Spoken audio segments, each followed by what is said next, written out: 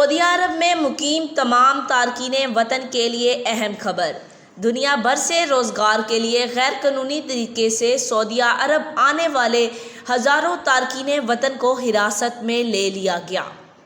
سعودی ذرائع ابلاغ کی رپورٹ کے مطابق سعودی حکام نے گزشتہ ایک ہفتے کے دوران کی گئی کارروائی میں 13,939 افراد کو گرفتار کیا ہے۔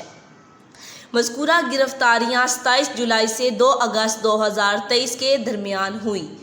اس حوالے سے غیر قانونی تارکین کے خلاف کام کرنے والی مشترکہ کمیٹی نے کہا کہ گرفتار شدگان میں سے 7,894 اقامہ قوانین کی خلاف ورزی کر رہے تھے۔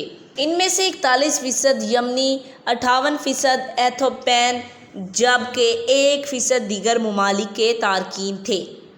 اسی طرح سرحد عبور کر کے غیر قانونی طور پر ملک سے باہر جانے کی کوشش کرتے ہوئے 44 افراد گرفتار ہوئے ہیں۔